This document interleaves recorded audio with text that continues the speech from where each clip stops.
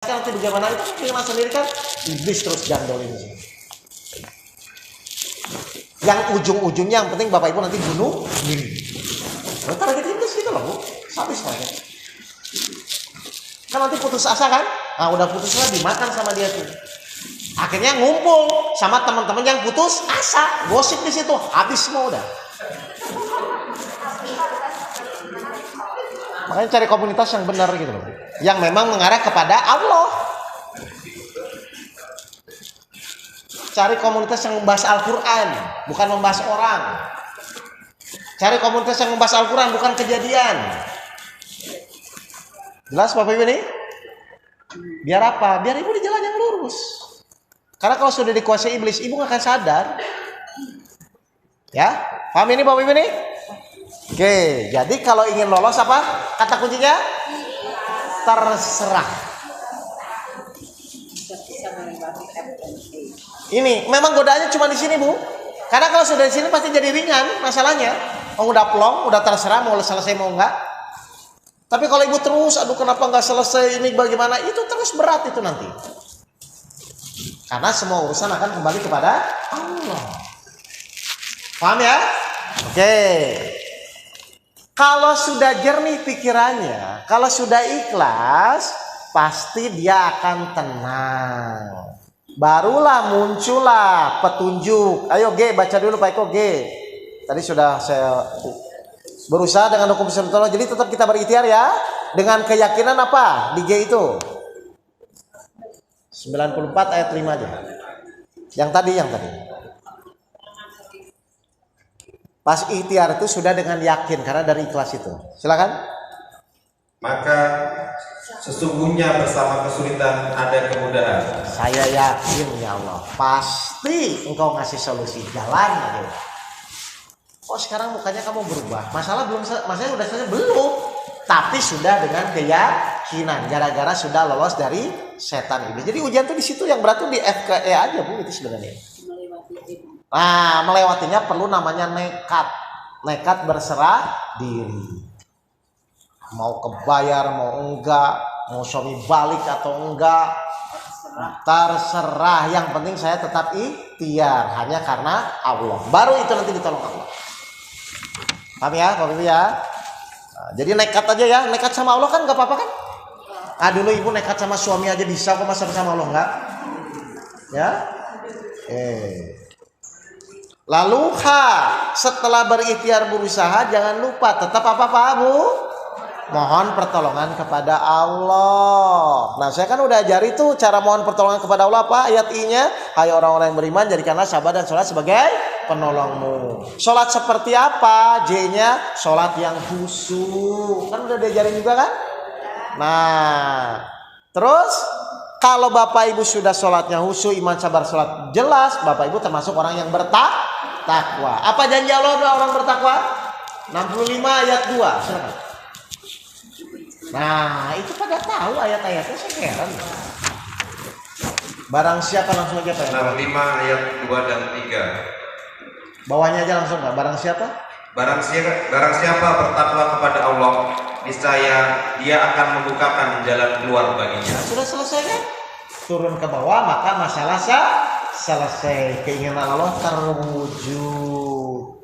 Setelah selesai masalah naik lagi ke atas, muncul apa? Masalah baru. Tapi ngerjainnya sama nggak? Sama, gini lagi. Nah tinggal copy paste. Jadi sebenarnya ringan atau berat sih? Bapak Ibu aja yang anggap berat. Kadang lupa, kadang ingat. Surat 103 ayat 1 sampai 3. Surat 103 Al-Asr ayat 1 sampai 3. Ya.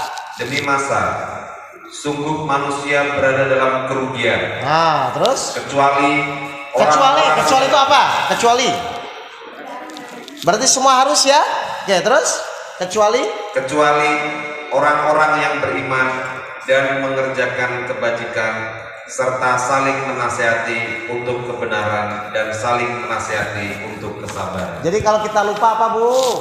Saling menasihati. Kamu sabar ya. Gitu. Jangan orang datang, iya tuh memang dia tuh kayak gitu. Bablas nanti setan ketemu setan. Tapi kan dia kurang ajar, itu semua atas izin Allah, Bu. Belum. Ya, silakan.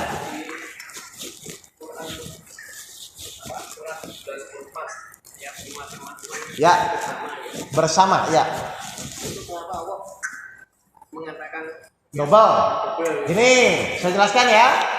Misalnya saya bilang, Pak, tolong jangan keluar pintu.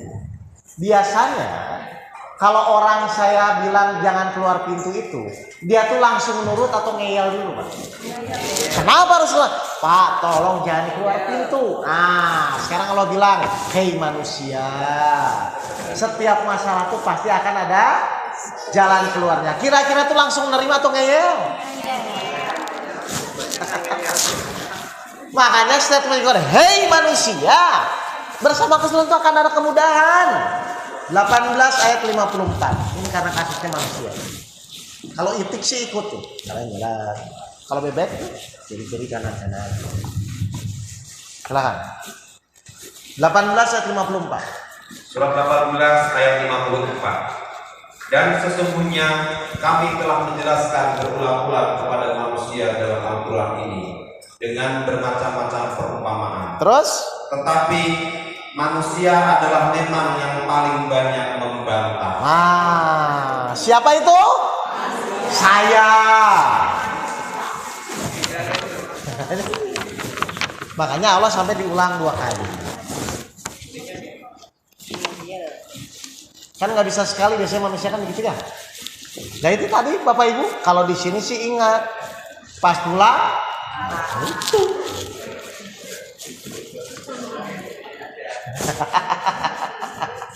Baik, paham nih Bapak Ibu nih? Ada pertanyaan nggak? Ayo, ini session tanya jawab nih, udah 4:30 nih. Silakan Pak.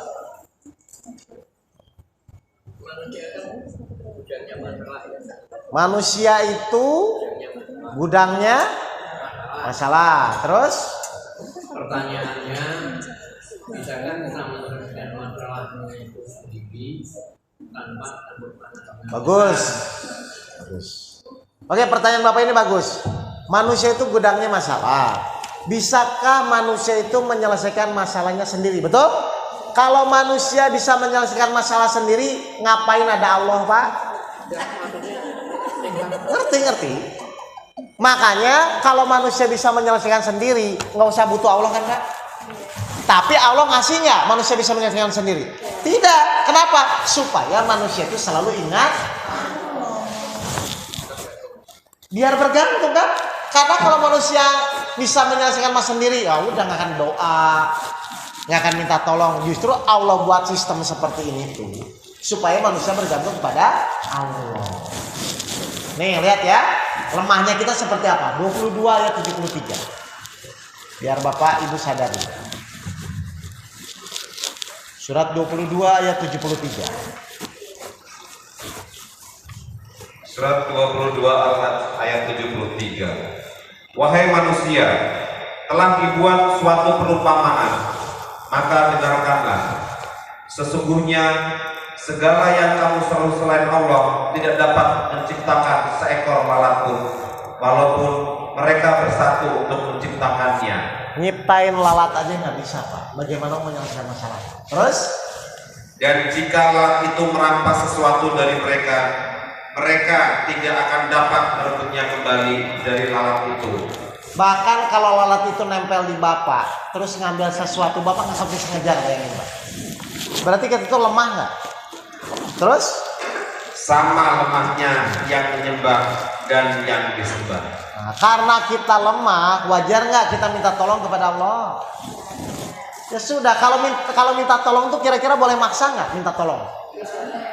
Boleh maksa nggak? Enggak. Nah selama ini tuh Bapak Ibu tuh minta tolong atau maksa? Udah lemah, maksa lagi. Bagus. Baik, ada pertanyaan? Ya. Kita berdiskusi sehat ini. Ini bingung nanya atau gimana nih? Jelas gak? Bapak Ibu, silakan. Ya, putus asa. Berserah diri ya, berserah diri. Ya, terus? Ya, makasih.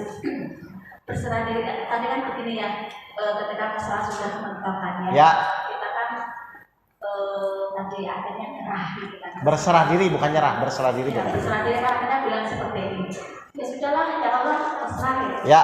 Nah, kalimat yang sama itu pun terjadi ketika kita yaitu keputusasaan. Hampir sama.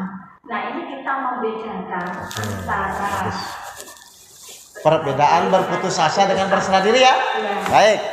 Kalau putus asa itu, ya putus asa itu cenderung tidak percaya kepada janji Allah. Itu putus asa, Bu. Kalau berserah diri itu kecenderungannya pokoknya hasil apapun nanti tetap Bapak Ibu yakin itu karena Allah yang memberikan hasil yang terbaik. Beda, Bu. Paham nggak maksudnya? Putus asa itu gini, misalnya ibu sakit nih, udahlah, kayaknya juga saya bakal mati, udah nggak sembuh kan begitu kan? Orang putus asa nih, udahlah terserah kalau mati juga nggak apa-apa, gitu kan? Nah, kalau berserah diri itu enggak, dia tetap berikhtiar dan dia sudah tidak berpikir mau sehat atau mati, tapi tetap berikhtiar. Kalau putus asa masih berikhtiar nggak? Kalau iya dong, betul. Kan orang putus asa itu sudah nggak akan mungkin ikhtiar lagi kan? Udah saya putus asa, udah bunuh diri kan akhirnya kan gitu kan? Tapi kalau berserah diri, dia tetap berikhtiar.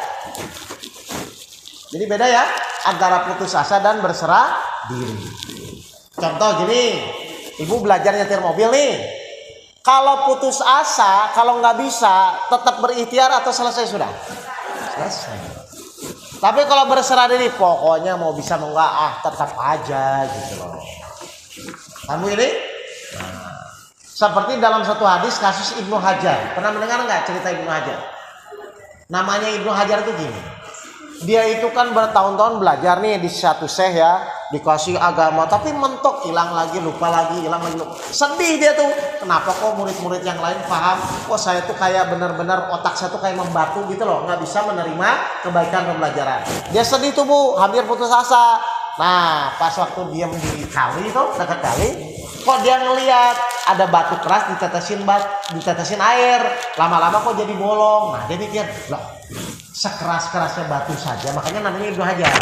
Sekeras-keras batu saja, kalau terus-menerus akhirnya bolong juga. Oh, berarti otak saya ini meskipun keras, tapi kalau saya terus aja ikhtiar, pasti bolong juga. Akhirnya 30 tahun kemudian atau apa tuh, dibukalah rahmat dan hidayah Allah, dia menjadi penghafal hadis paling banyak. Oke, Bu ya. Ingat ya, jadi bedanya putus asa dan berserah diri itu, matiin Pak, udah. Oke, bedanya putus asa dan berserah diri itu, kalau putus asa selesai, sudah akan berikhtiar. Nah, tapi kalau berserah diri itu terus istiqomah. Makanya kata Allah apa? Barang siapa berserah diri kepada Allah dan dia tetap berbuat kebaikan, artinya bergerak, niscaya dia berpegang teguh pada buhul tali yang kokoh. Karena itu udah dijaga oleh Allah. Jelas nih? Jadi yang dagang saja, yang jualan saja. Laku nggak laku yang nggak tahu, pokoknya saya tetap ikhtiar. Berarti selama ibu berserah diri, selama itu ibu ibadah kepada Allah, mendapatkan pahala di sisi Allah.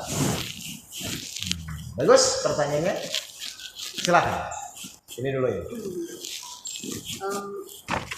Tadi setiap manusia punya keinginan, tetapi keinginan itu agar Allah ridho, agar Allah mengaku, ya. Itu kalimat bagaimana? Oke, bagus. Bagaimana agar keinginan kita sesuai dengan keinginan Allah? Begitu aja, Bu ya. Al-Baqarah 216. Mari kita lihat.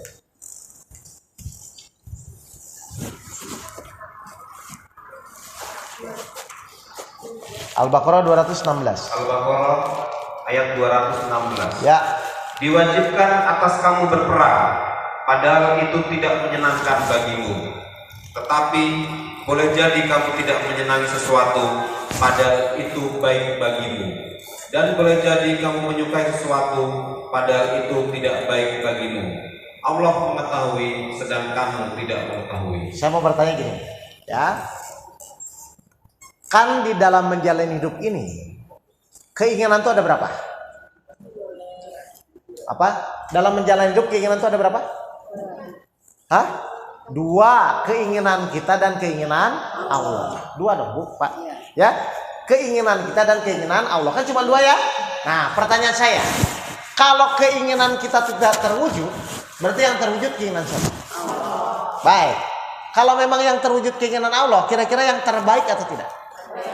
Berarti ibu senang nggak dapat keinginan yang terbaik? Senang nggak? Lah senang kan keinginan Allah kan? Nah, berarti pertanyaan saya, ketika ibu berikhtiar, terus keinginan ibu tidak terwujud, berarti yang terwujud keinginan siapa? Berarti harusnya ibu senang atau kecewa?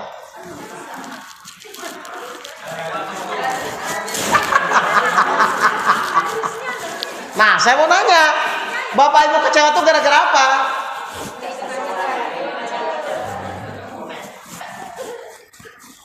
Berarti harusnya ada nggak orang kecewa kalau bapak ibu yakin bahwa tetap keinginan Allah yang terbaik?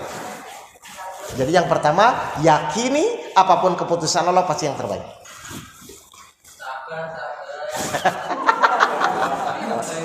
Bagus. Gimana sebentar? Ya gimana?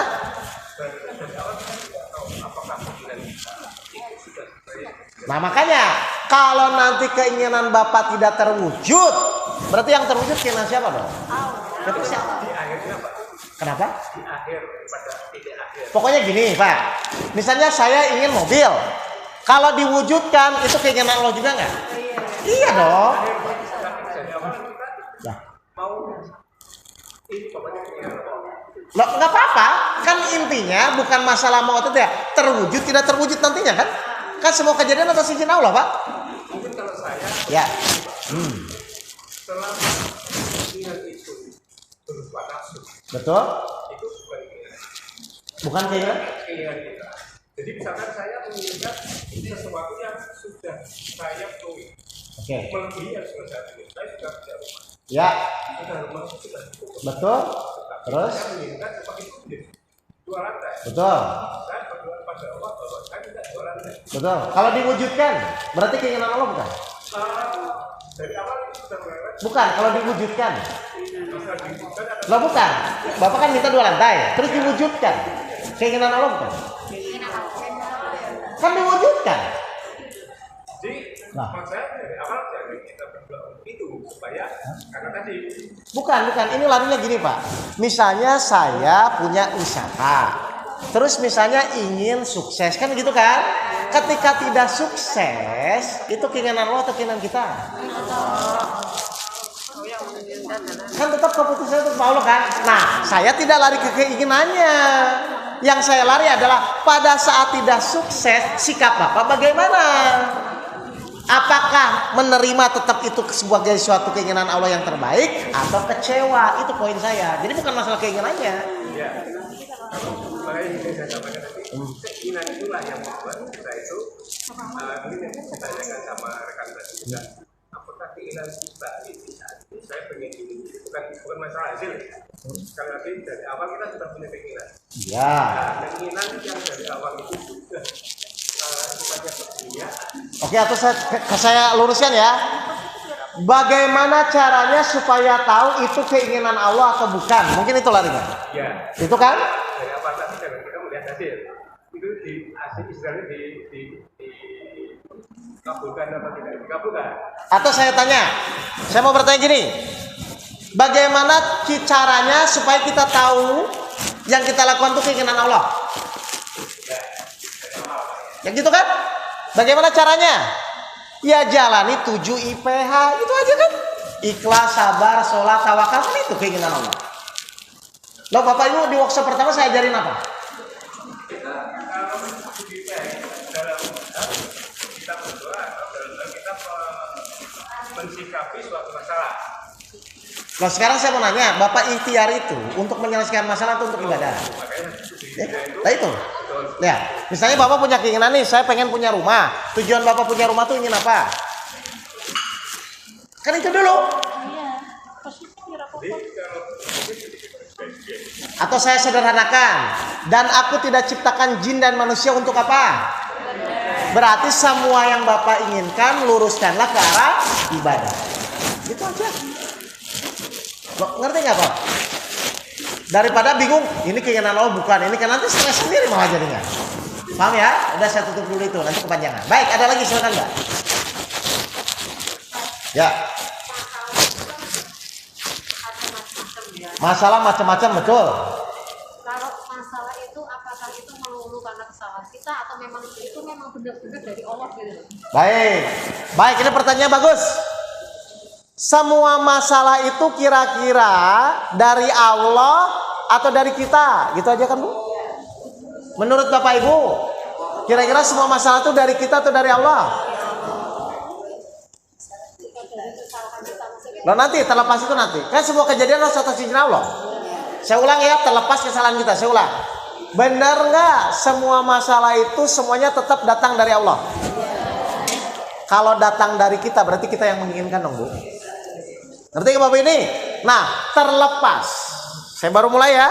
Terlepas itu dari kesalahan kita, makanya Allah tuh ngasih dua.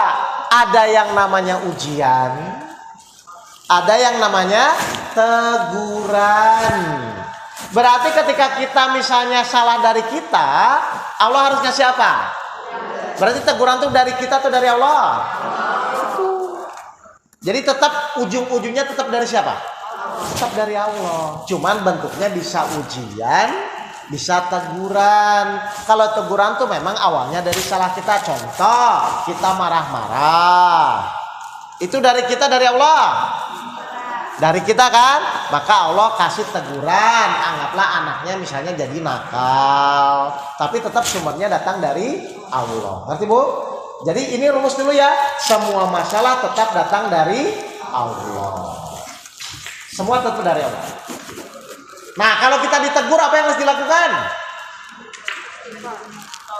Tobat, mohon ampun sama Allah. Tapi kalau dikasih ujian, apa yang harus dilakukan?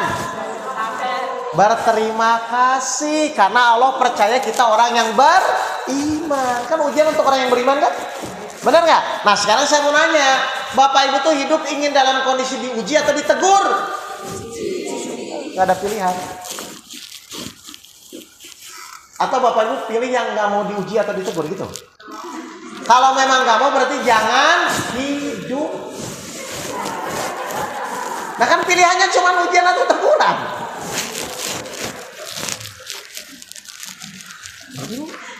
Terlepas kesalahan kita, tetap semua tetap datang dari Allah. Ayo, baik. Ada lagi pertanyaan?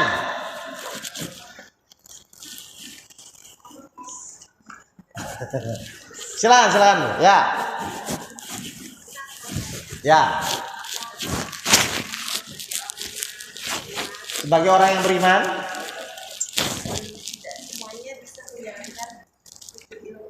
tidak semuanya bisa menjalankan. Baik, tapi ujian sesuai kemampuan nggak? Ibu yakin nggak? Kan tadi beriman. Ya sudah, kalau yakin nggak? Terus? Kadang?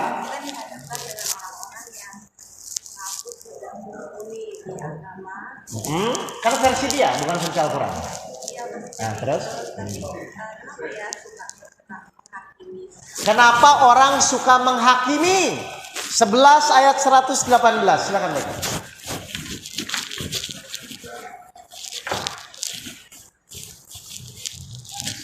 11 ayat 118. Perhatikan ya Bu ya, kenapa semua orang suka menghakimi?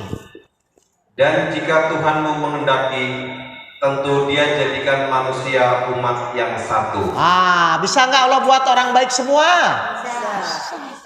Tapi Allah menghendaki itu atau tidak? Terus? Tetapi mereka senantiasa berselisih.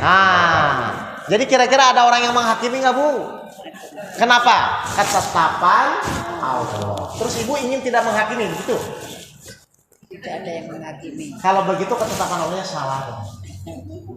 Berarti sekarang pertanyaan saya, ketetapan Allah menyesuaikan dengan keinginan kita, atau keinginan kita harus disesuaikan dengan ketetapan Allah? Berarti kalau ada orang yang menghakimi, wajar nggak? Kenapa wajar? Ketetapan. Nggak apa-apa. Lah kan memang ketetapan, mau gimana lagi? Nih saya mau nanya, Allah ngasih soal ujian, betul? Pertanyaannya, Bapak Ibu tuh ketika dikasih ujian oleh Allah, ujiannya disuruh menyesuaikan dengan kita atau kita yang harus menyesuaikan dengan soal ujian? Kita yang harus menyesuaikan. Nah, kenyataannya, ayo kenyataannya. Kenyataannya dan seharusnya. Kenyataannya soal ujian disuruh selalu menyesuaikan dengan keinginan kita. Nah terus gitu ngapain kalau begitu? Awas hati-hati. Karena orang itu kalau dikasih ujian malah ingin ujiannya harus disesuaikan dengan keinginan kita. Contoh, anak nakal. Ketika anak nakal, ibu tuh ingin anak itu berubah atau ibu menjadi sabar terhadap sikap anak itu. Kalau ingin merubah berarti ujian disesuaikan dengan keinginan kita atau kita mengikuti soal ujian tersebut. Nah itu repot. Ngerti nggak Bu ini? Jadi setiap orang itu kalau berselisih, kalau menghakimi ya memang begitu. Karena ketetapan Allah. Tinggal pertanyaannya, apakah itu menjadi masalah atau sarana ibu untuk masuk surga? Nah biasanya ibu menjadi masalah atau sarana masuk surga? Ya salah. Ngerti Bu? Makanya ujian itu untuk meningkatkan keimanan. Jadi kita yang berubah bukan ujian yang mau dirubah. Baik, ada pertanyaan lagi? Sudah ini? Sudah ya? Ada jam 5. Ayo. Ya. Semakin beriman. Oke, ini bagus pertanyaannya. Ustadz, semakin beriman ujiannya semakin berat. Kira-kira kalau orang beriman ngomong berat nggak? Berarti kalau ibu ngomong berat pasti kurang iman. Loh kan kalau beriman udah gak mikir berat atau ringan dong beriman.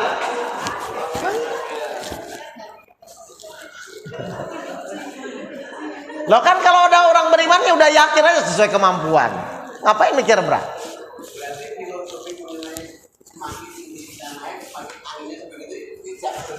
Salah. Karena ujian itu sesuai dengan bagi orang-orang yang cirinya orang beriman tidak mikir. Pas ibu ngomong berat tuh mikir atau yakin?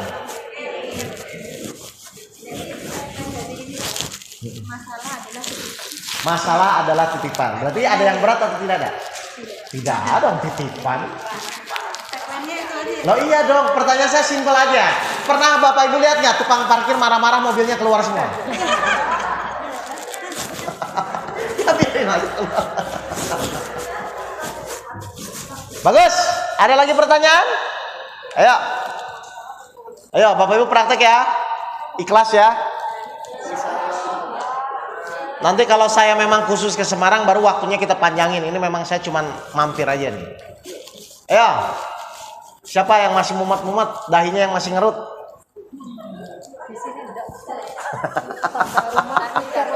Gini, saya kasih tips ya. Saya kasih tips nih buat Bapak Ibu ya, biar nggak pusing ya. Coba nanti pas pulang ya, Ibu amalin satu saja, nggak usah panjang. Apa amalkan? Pokoknya nanti kalau ada masalah apapun, saya janji sama Allah, mulut saya akan ngomong alhamdulillah. Itu aja udah. Pegang itu satu Bu, istiqomah. Kalau bisa istiqomah ya, sebulan lagi nggak apa-apa. Praktek sebulan dulu aja. Pokoknya apapun, alhamdulillah. Apapun, alhamdulillah. Kenapa saya paksa itu? Surat 4 ayat 147. Ya, pokoknya sekarang ibu pulang paksa mulut ini ngomong alhamdulillah aja udah, nggak usah banyak pikir. Surat 4 ayat 147. Surat 4 An-Nisa ayat 147. Apa kata Allah? Allah tidak akan menyiksamu jika kamu bersyukur dan beriman. Nah, udah ya Bu. Jadi kalau nanti ada masalah berat menurut ibu ngomongnya apa? Dah, gitu aja. Biar ibu jangan lupa. Masa saya gituin lupa lagi. Bu, ingat Bu, pas pulang ke rumah ngomong apa?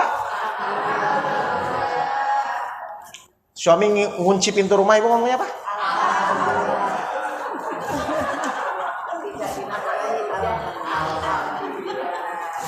Ya. Ini paling simpel, udah saya tarik garis lurus aja udah.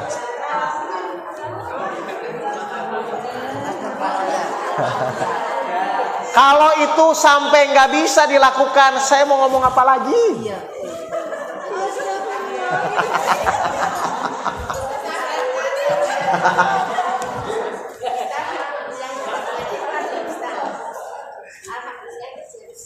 Pokoknya alhamdulillah deh, mau nyampe hati mau di mulut doang terserah. Udah itu aja dulu.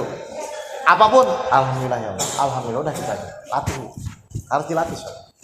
Ya. Jadi nggak ada lagi yang ngeluh ya. Pokoknya alhamdulillah terserah lah. Apapun kejadian nanti yang menimpa. Kenapa? Karena itu wujud dari keinginan Allah.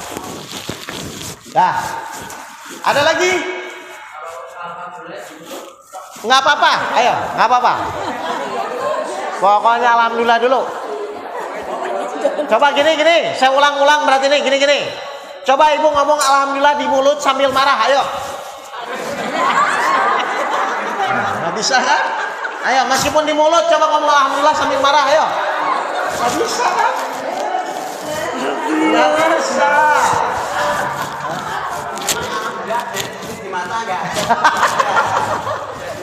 Ayo, meskipun belum sampai hati, minimal di mulut ngomong alhamdulillah, karena tetap nggak bisa marah. Coba ngomong alhamdulillah sambil marah ya. Udah gitu aja.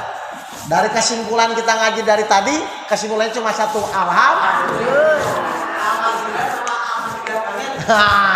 karena dikasih materi kan tetap nanti takutnya balik lagi nanti lupa katanya. Ya udah. Jadi materinya cuma alhamdulillah. Kalau ditanya suami tadi ngajinya apa materinya? Alhamdulillah. Iya, pokoknya apapun ya Pak ya, praktek itu. Saya ingin tahu efeknya nanti. Baik, Bapak Ibu sekalian, terima kasih ya telah hadir di dalam kajian pendalaman workshop. Sebenarnya pendalaman workshop itu kita lakukan mulai di kota-kota Bandung, Jogja, karena workshop 1, 2, 3, 4 selesai. Tapi mungkin kita nanti sesuaikan aja. Bagi yang baru tetap harus tahu workshop 1 dulu ya, dasar itu ya. Tapi kalau pendalaman ini nggak akan pernah habis Bu, ilmunya juga akan terus berubah, berganti, mengupdate terus. Jadi nanti kalau Bapak Ibu yang sudah ikut workshop ya ikut aja pendalaman. Tapi kalau yang belum tolong dimasukkan dulu 1, 2, 3, 4 dulu ya, kurikulumnya itu. Terima kasih Bapak Ibu sekalian. Mohon maaf kalau ada kata-kata saya menyinggung, Bapak Ibu dimaafkan ya ini. Sama-sama sekali lagi mohon maaf lahir batin ya. Silakan Bapak Ibu pulang praktekkan ya. Menurut saya teori ini sederhana dan bisa dipraktekkan. Dari saya cukup sekian. Terima kasih. Wabillahi taufiq wal hidayah. Assalamualaikum warahmatullahi wabarakatuh.